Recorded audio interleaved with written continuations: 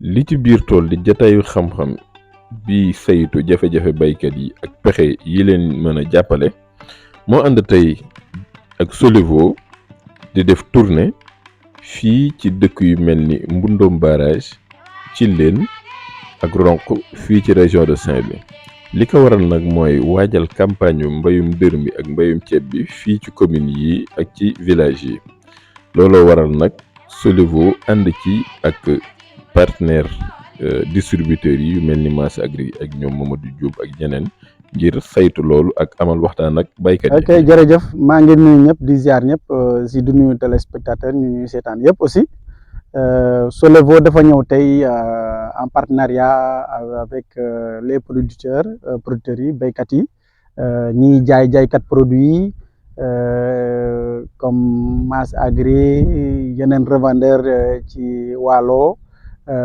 pour que mbéy mi gën a dem ci kanam donc man maa ngi tudd Etienne responsable technique zone nord di teewal Solevo ci zone bi ànd ak samay collaborateur samay naataango donc pour que ñu dem ci béykat yi dem ci zone yi pour waxtaan ci wàllum gamme produit Solevo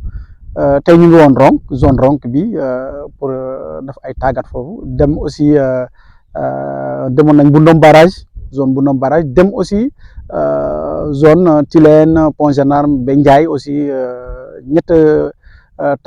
formation yoo xam ne def nañ ko ci gox yooyu pour que pousse mbéy mi ci Waalo ci wàllum maraîchage wàllum grande campagne de riz buy préparé wu ni te la préparé campagne ceeb bi aussi dugg ci campagne maraîchage bi aussi ak produit yu bees ak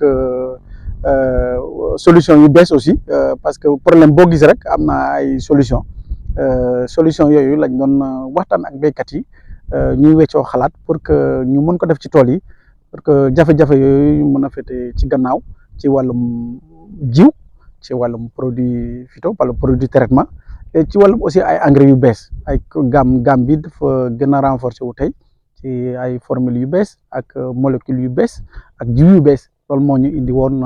ci zone yi gox yi temps yi fan yi donc pour wër Waalo waxtaan ak ñoom mbéy mi gën a dem ci kanam gars yi gën a am xam-xam pour ñu pousse mbéy mi ci Waalo. ñu nemeeku nit ñi moom seenub ñëw bi yoon gën na bari wuteeg ak yu jiitu yi mu mel na que tey dañu gën a yaakaar ni Solevo tey moom mooy royukaay bi. waaw union yi ak distributeurs yi ñoom ñoo laaj formation yi tàggat yi mbooloo mi gën na bari ci ñetti gox yi lu ñu def ci formation yi fan yi parce que dañ ci am yaakaar ak gamme bi produit yu bees yi dugg ci gamme bi yoo xam ne dañ ko yàgg a xaar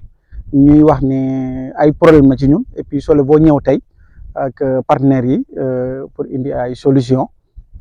pour indi ay pexe yoo xam ne gars yi bu ñu leen tàggatee ñu gën a am xam-xam pour mun a dugal produit yooyu seen tool mu gën a mbéy mi gën a mucc ayib tool yi gën a rafet rendement yi gën a dem ci kanam aussi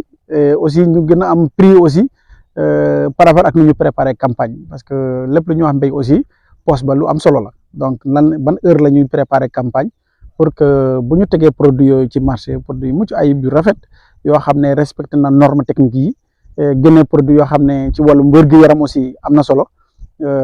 buñ ko génnee rek ñu am ci xaalis am ci prix aussi consommateurs yi aussi am wér-gu-yaram par rapport ak produit yoo xam ne yu bees yoo xam ne dinañ respecté délai application yi pour que wér-gu-yaram et puis rendement qualité produit gën a am doole par rapport ak marché local bi aussi par rapport ak ñuy exporter parce que tey moom am na ñoo xam ne aussi tase nañ ay béykat wala ak ñoo xam ne dañuy jël produit ko exporter Europe wax nañ seen aussi mbégte par rapport ak produit yu bees yoo xam ne buñ ko yóbboo exportation ci marché européen yi wala sous région bi duñu am jafe-jafe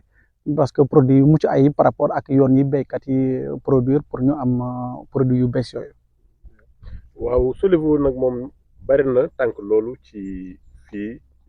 ci Waalo bi wante ñi jëm mbooru Dagana ak jëm Fuuta ñu bari dañuy interpeller di ñu laaj ñoom Solevo kañ lañ fi ak seen formation loolu la ni tontu. waaw toujours ci vallée bi ñun am nañ beneen tànk boo xam ne bu ñu paree ci wàllu gi aussi